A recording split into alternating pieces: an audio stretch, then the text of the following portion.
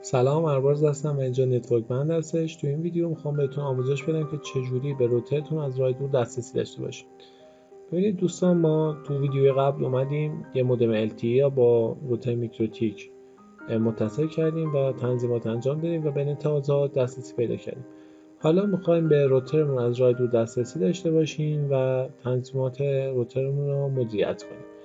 ببینید، برای دسترسی داشتن به روتر نیاز به IP ثابت داریم. من اینجا پرانتز رو باز میکنم. بدون IP ثابت هم میتونیم به روتر متصل بشیم که اینو توی ویدیو دیگه بهتون توضیح میدم.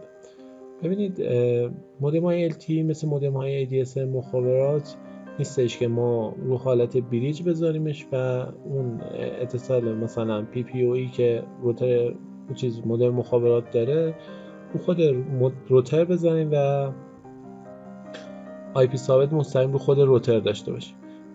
تو مودم های LTE حالت بریج کار نمیکنه، یعنی رو اکثر مودم ها کار نمیکنه. ما باید بیایم رو خود مودم یه تنظیماتی انجام بدیم در قسمت DMZ تا بتونیم به روترمون از راه دور دسترسی داشته باشیم. ببینید، ما داخل روترمون که میریم، وقتی که مودم به روتر متصل تو قسمت DHCP کلاینت یه IP از DHCP روتر ما یه IP از DHCP مودم دریافت کرده 192.168.150. ما باید این IP را در قسمت DMZ مودم وارد کنیم تا بتونیم از راه دور به روترمون دسترسی داشته باشیم. ببینید، من میرم تنظیمات. اول یه مای IP من براتون بگیرم. IP ثابت منو ببینید، با 5 شروع میشه، 506. من وارد تنظیمات مودم میشم، لاگین میکنم.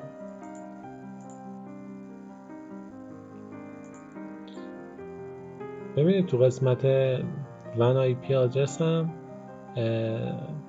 آدرس ثابت منو زده. خب میایم تو قسمت فایروال. تو بعضی از مودم ها ادوانس هستش. تو قسمت DMZ انیبل من میزنم. ببینید، چون من قبلا انجام دادم به صورت پیش‌فرض ذخیره داره IP من وقتی اپلای کنم دیگه کار ما تموم شده و میتونیم از راه دور به مودم به روترمون دسترسی داشته باشیم.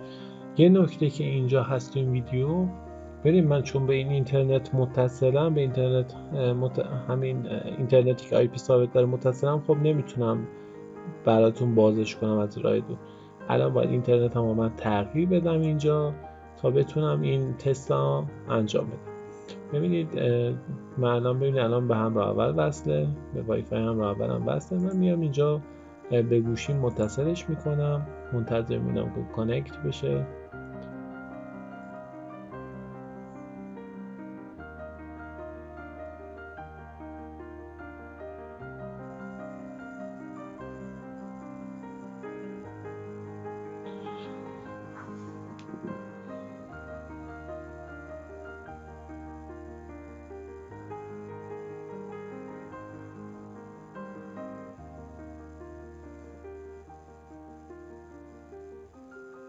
خب به موبایلمون وصل شد.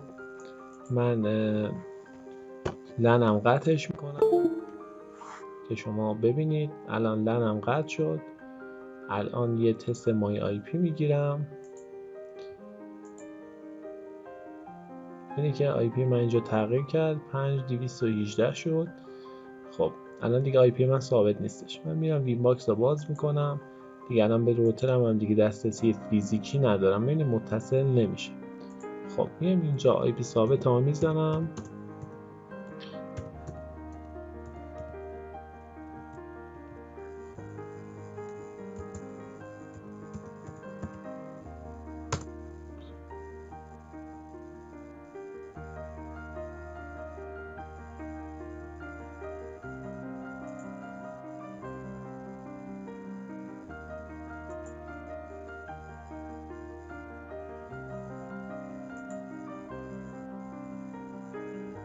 منتظریم تا متصل بشه. یه بار دیگه من کانکت بزنم.